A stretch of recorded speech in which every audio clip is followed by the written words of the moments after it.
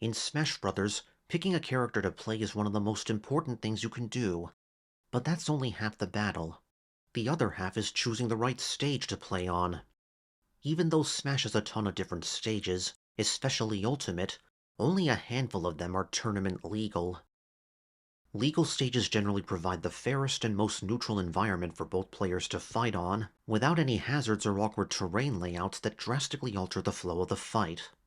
For example, take Hungrybox's online Coinbox tournament series. They have 5 starter stages and 3 counterpick stages. Starter stages are the ones you can choose from at the start of a set. Counterpick stages are added to the list after the first game. These stages provide slight advantages to certain fighters over others that warrant them not being starter stages. All of these stages have one central main stage, as well as neutral and stable platform layouts that don't heavily favor one character over another. On the flip side, there are multiple factors that can lead to a stage being banned. Here are some of the most common ones. Stage hazards that intrude on the players during gameplay can cause a match to spiral out of control. Some hazards can easily KO players if they get caught, while others just cause a lot of damage or jerk the players around by messing with their movement. This forces all the players to play around them and potentially stall the fight. The hazards on and off toggle has been a huge help for tournaments, as turning them off allows Pokémon Stadium 2 and Kalos Pokémon League to be legal stages.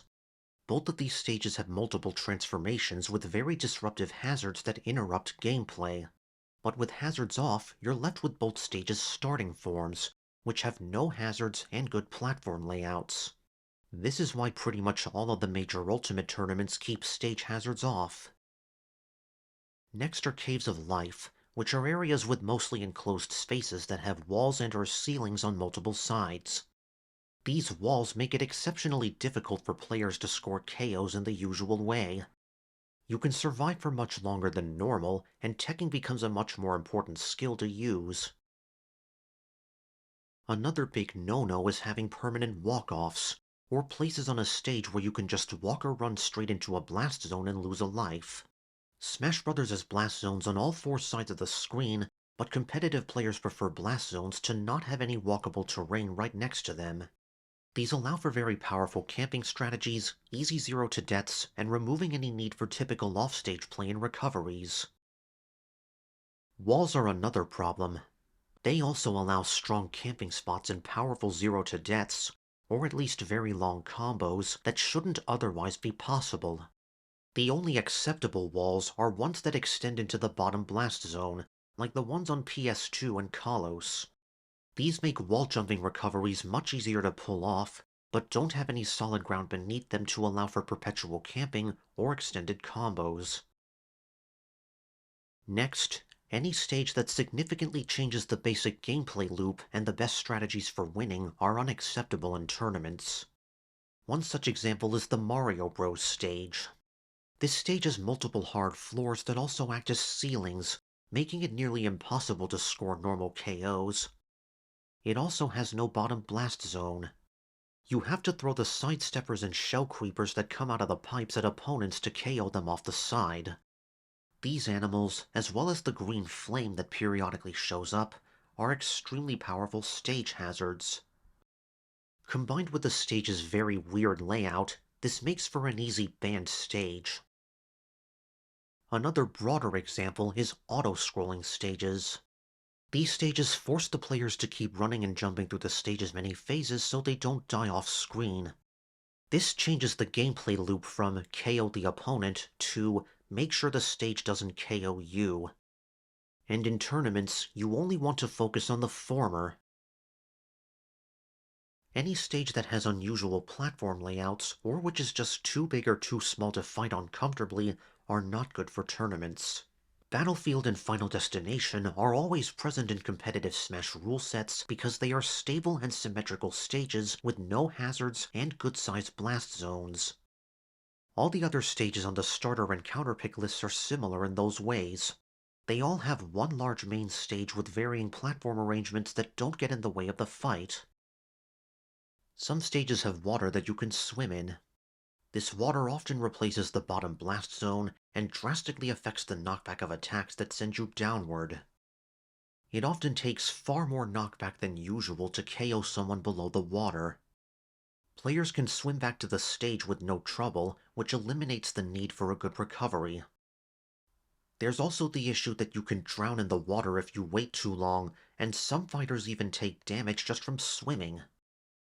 Water introduces too many new factors to be a fair element of competitive play, so stages with water are banned. None of the legal stages have any water to swim in. A few stages have slippery ground that reduces most fighters' traction. This means that when you stop walking or running, you'll slide forward a bit before actually stopping.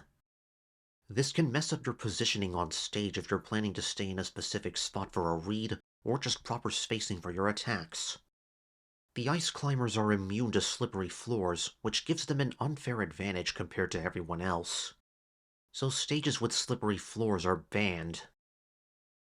Lastly, many stages in the game are very similar to each other layout-wise, especially with hazards off. These similar stages are often banned just to reduce redundancy in tournament stage lists. For example, several stages are very similar to Battlefield with hazards off, such as Dreamland 64, Fountain of Dreams, and Midgar. All of these stages are banned in favor of Battlefield. Wily Castle with hazards off is too similar to Final Destination. Unova Pokemon League is too similar to Pokemon Stadium 2 and Small Battlefield. It's also visually very dark, and teleport recoveries don't move along the stage's underside that well. Pokemon Stadium 1 and 2 are nearly identical, but tournaments have settled on Stadium 2 as the standard.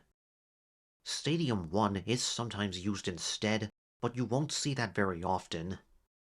There is also debate between Pokemon Stadium 2 and Small Battlefield and where both of those stages belong on stage lists. The two stages are very similar, but they do have several differences like their sizes. Therefore, only one of these stages usually goes into the starter list, while the other one goes to the counterpick list.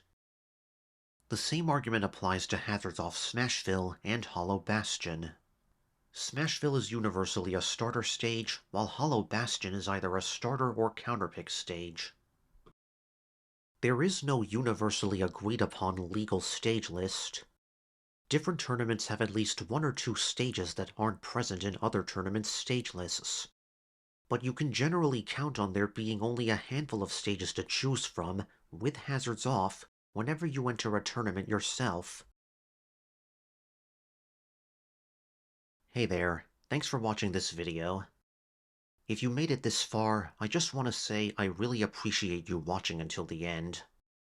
This video took a lot of time to make, so if you could spread it around to people you know, that would help a lot. Also, I recently started streaming on Twitch, where I'm currently going for 100% completion in Super Mario Bros. Wonder.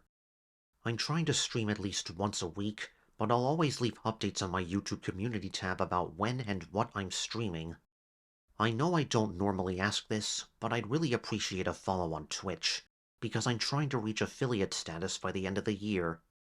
Thanks again for watching, I really appreciate your viewership, and I'll see you next time.